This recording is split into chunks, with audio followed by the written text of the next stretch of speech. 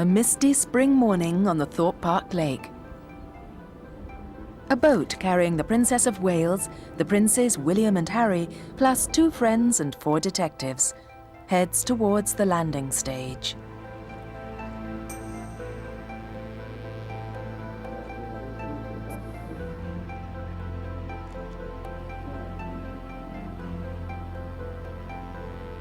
It's their 3rd visit to this theme park on the west side of London, and expectations are high.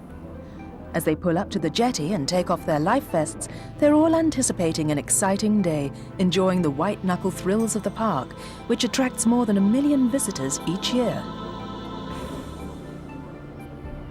With the jackets off, it's just a short walk to the rides.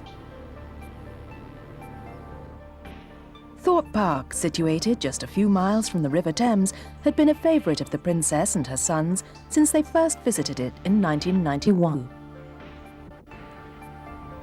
Water and the chance to watch other people get wet is the main theme of the park and proves an irresistible draw to youngsters, even those who are 2nd and 3rd in line to the British throne. It's geared unashamedly to the young family market. It's also just a few miles from the royal family's country retreat at Windsor Castle. This visit was particularly important for the princess. Just a few months earlier, she and her husband, the Prince of Wales, had formally announced their separation. It came after 11 years of increasingly strained relations with the royal family. But one thing was never in any doubt: their joint commitment to their 2 young sons. With both boys at boarding school, the princess trod an increasingly lonely path, fulfilling a busy list of international engagements. So she particularly relished the opportunity to have a relaxed family day out, just like any other mother, with her 2 lively sons.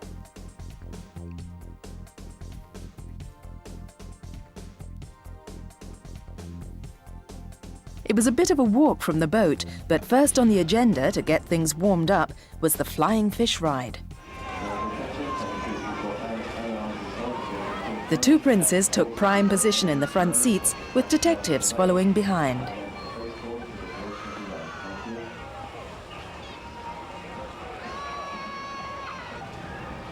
The princess decided to sit this one out and stayed with the 2 other young members of the party: 8-year-old Alexander Burrell and his 5-year-old brother Nicholas, both sons of her personal footman.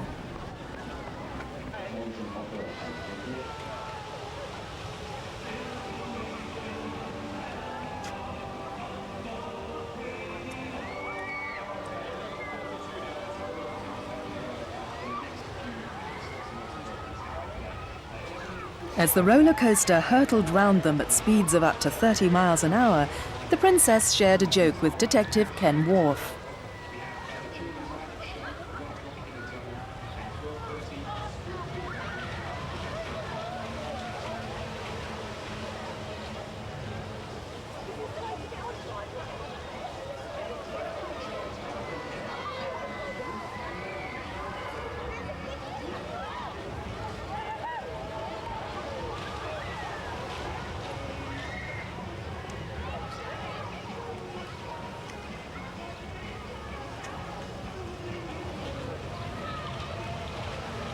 With the adults ignoring him, young Nicholas was starting to get impatient.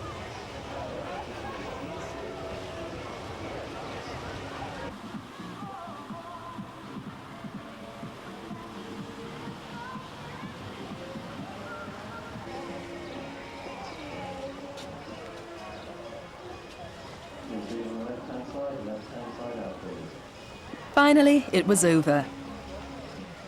And as members of the public barged past them, most totally oblivious to the royal presence, it was a case of one ride down, what's next?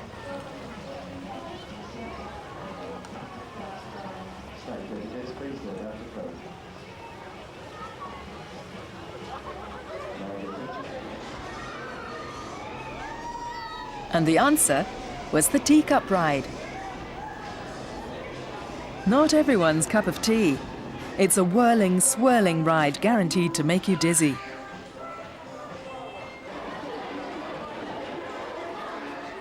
The princess had insisted that their party should queue up, even if it meant waiting their turn for a popular ride with everybody else.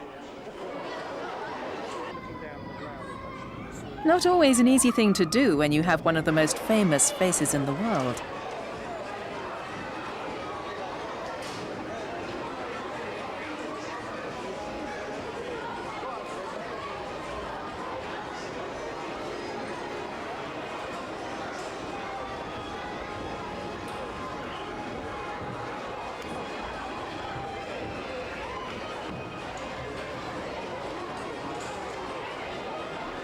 Casually dressed in a leather jacket, not everyone recognized her. But a few did, and the park's general manager at the time, Colin Dawson, was on hand to smooth things out if it got a bit embarrassing.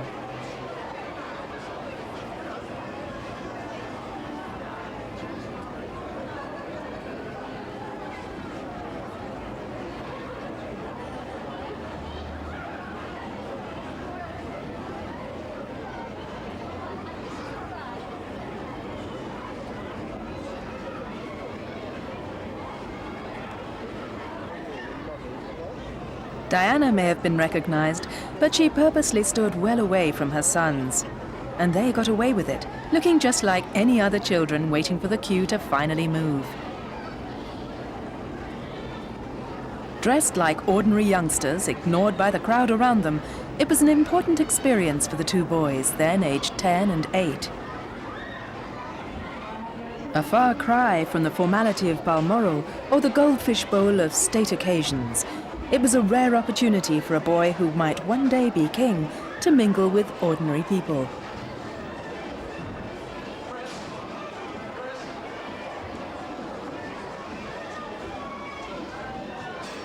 Colin Dawson decided to get things moving.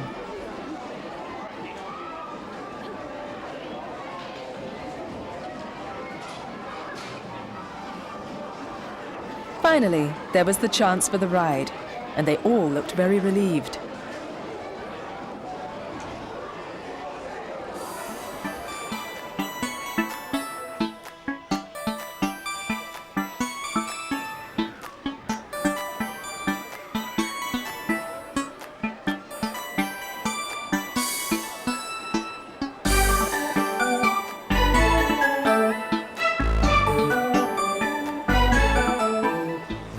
As it got underway, Prince Harry's hat was removed. A mother's hand patted down his obstinate hair.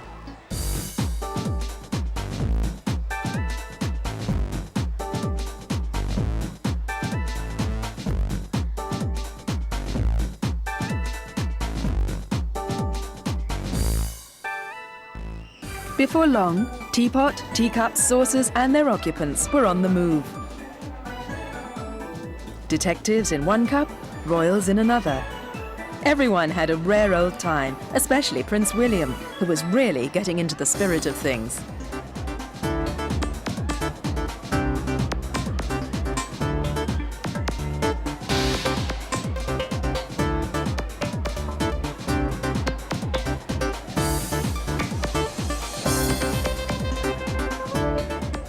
As the teacups whirled, Diana and the princes seemed in their element.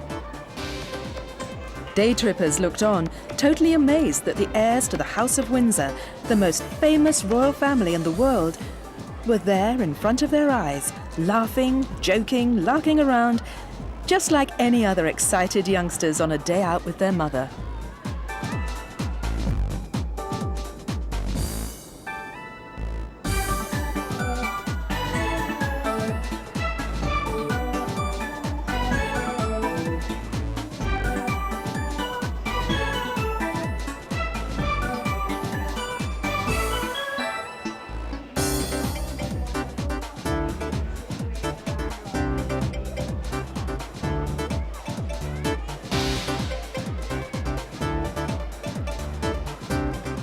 By now, more and more people were becoming aware of the VIP presence. But it didn't seem to worry Diana, who was determined to let the boys get as close as possible to the lives of ordinary people.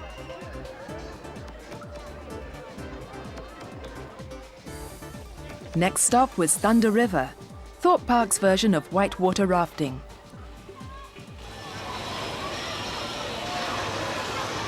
It may not be the biggest theme park in the world, but it specializes in water. As befits a complex built around a series of flooded gravel pits, there's water everywhere. And many of its rides are designed to ensure that the participants get thoroughly drenched. Thunder River comes into this category.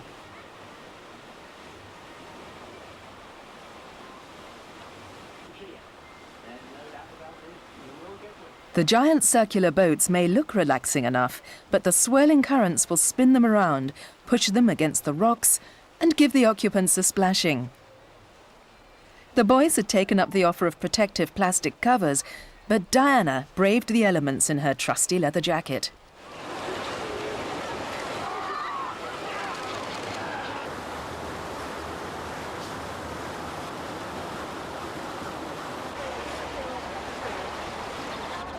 It proved so popular that they did a second circuit.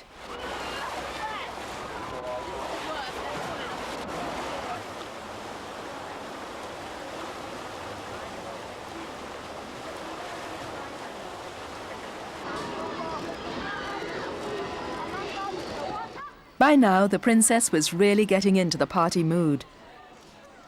There were smiles for the onlookers, and she strode on purposefully to the next ride.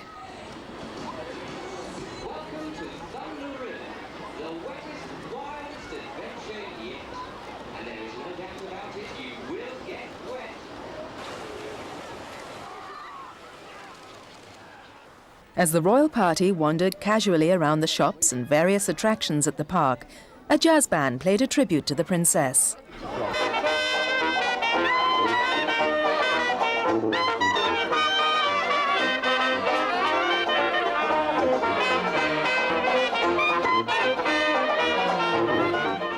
Diana had tried to ensure that the two princes would see something of an ordinary childhood, away from the stiff confines of palace life and the people that surround it. The innocent pleasures of a local leisure park may seem trivial, but to Diana, who was moulding a future king, they were supremely important. She felt it essential that William and his brother Harry should get a taste of the lifestyle of other children.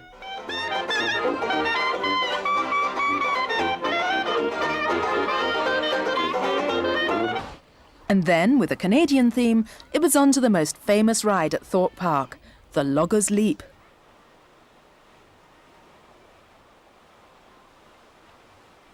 It boasts one of the highest plunges in Britain and is not for the nervous.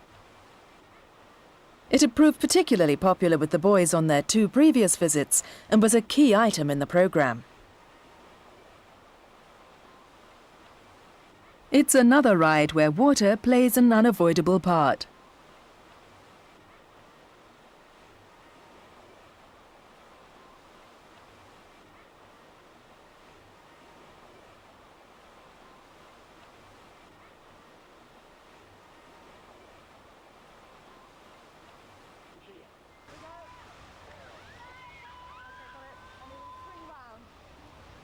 The boats drop at high speed down 50 feet into a water trough below.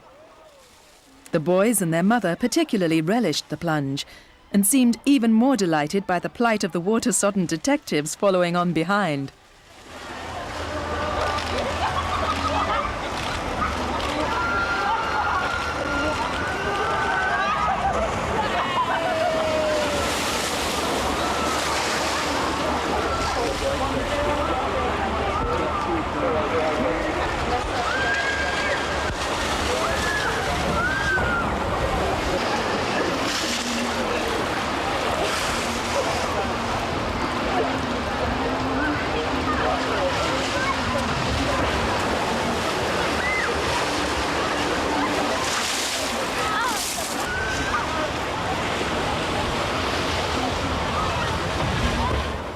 It proved so popular that they had a second go. And Harry was game for even more.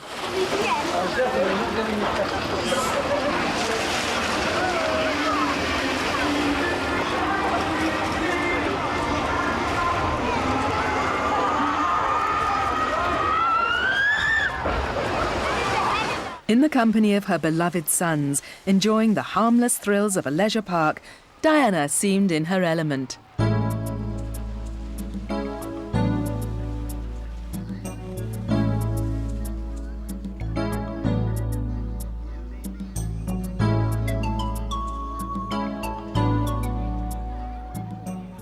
Drenched to the skin, she was a million miles away from her glamorous cover girl image.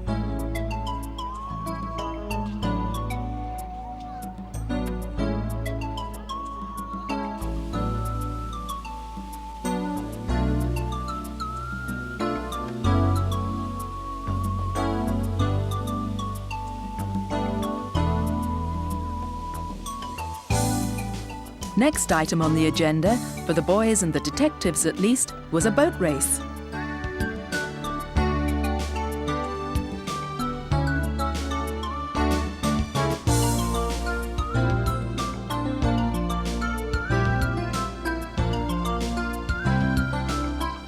And the princess took up a position viewing from the sidelines.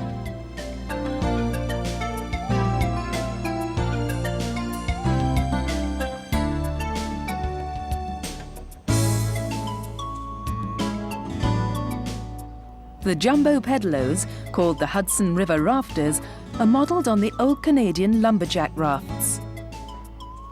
Thorpe Park warns participants that they are hard work on the legs.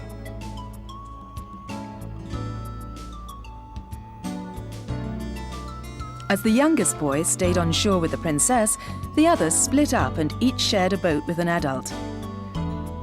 It looked as if the detectives were going to do a bit of hard pedaling.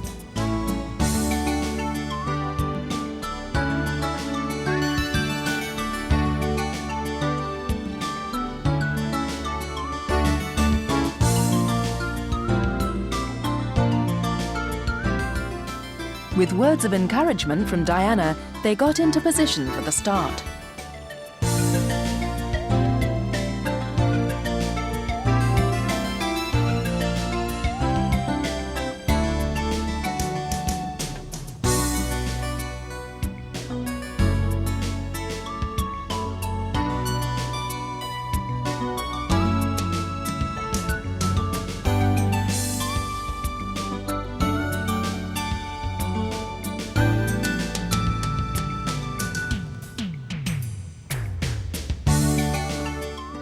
Pedal boat racing is not a natural spectator sport, even if you are mother to two of the competitors. But at least the Princess of Wales had Nicholas to keep her company.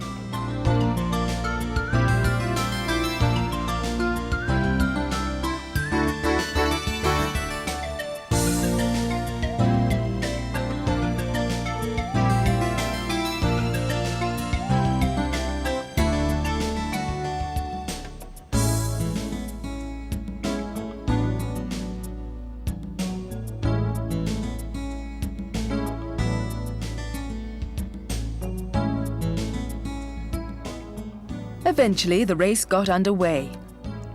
Colin Dawson, using a bit of managerial influence, commandeered a motor launch to give a helping hand.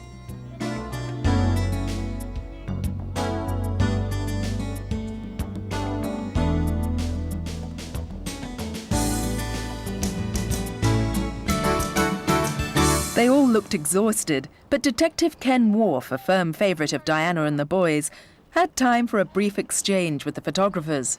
You want to try this, Jim? Oh, thanks, Ken. Looks too energetic for me.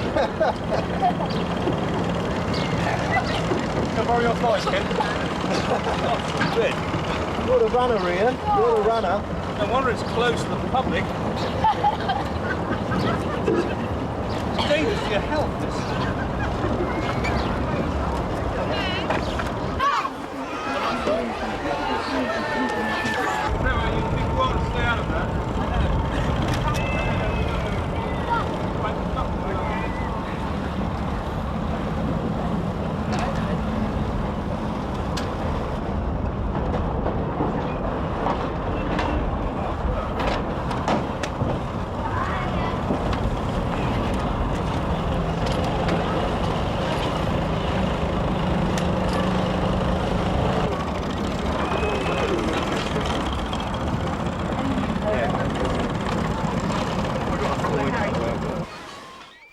The final ride of the day was the depth charge.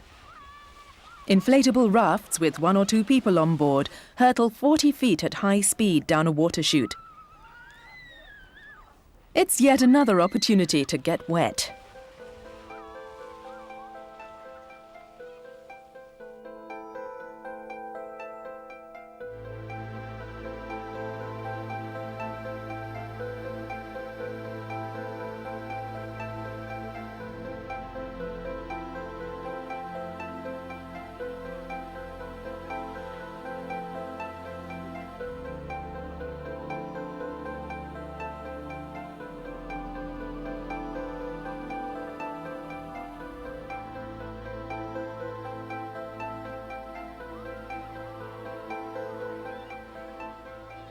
The princess shared a raft with Prince Harry and seemed to pose happily at the end of her ride for the handful of royal photographers.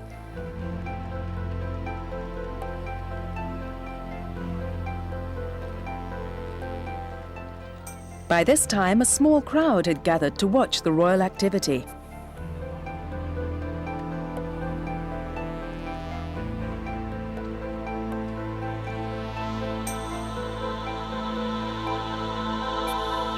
On with Harry's hat, which Diana had been keeping in her jacket.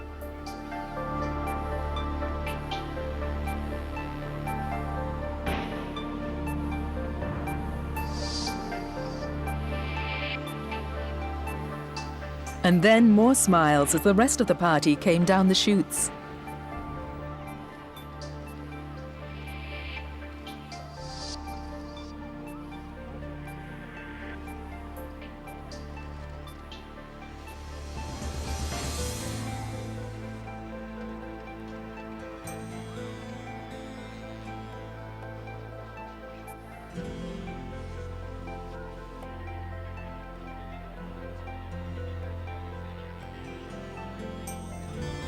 The crowd was getting more enthusiastic as news of the royal presence spread through the park.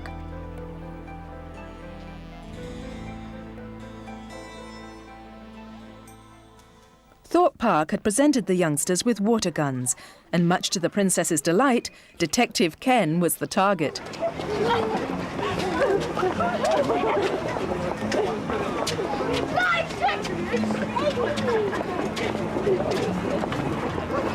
Ian?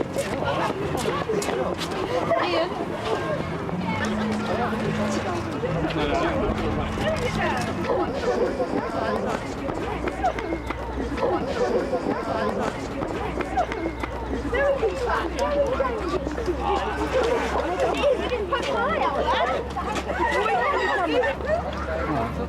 Even Prince William got in on the act as they headed off for lunch.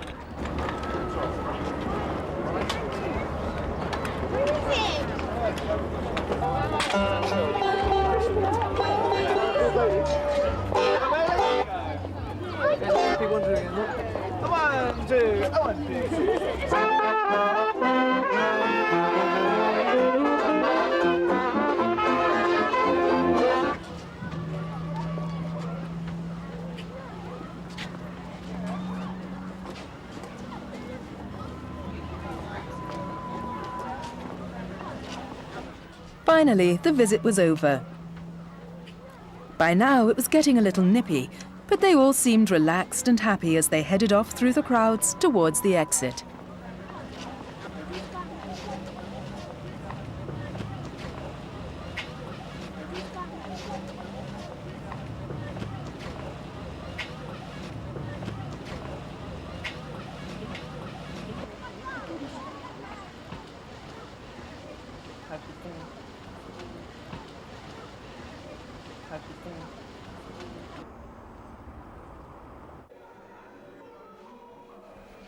Young Nicholas was exhausted.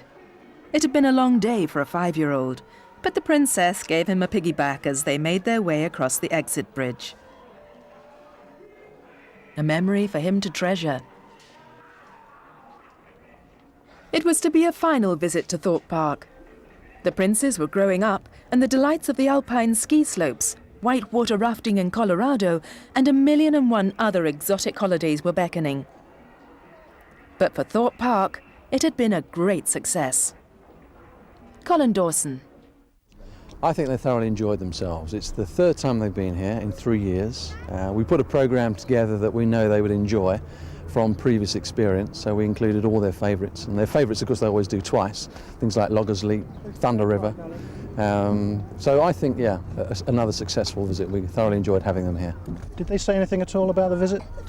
They said, thank you very much, we've had a great time, as always, and thank you for putting such a nice programme together. And we said it was a fairly simple thing to do when you know the things that people enjoy doing. And they seem to mingle quite happily amongst the other guests.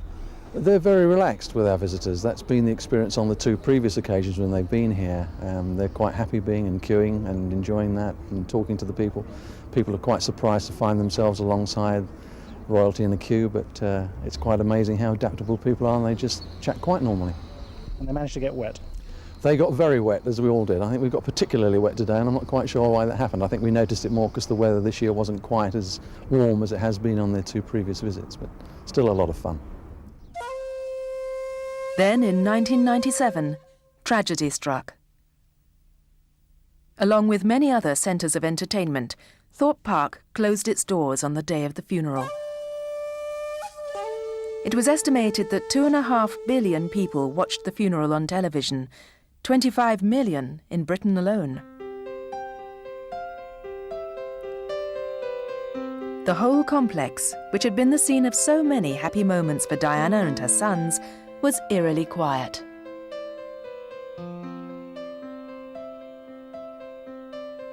A boat which bore her name stood unused.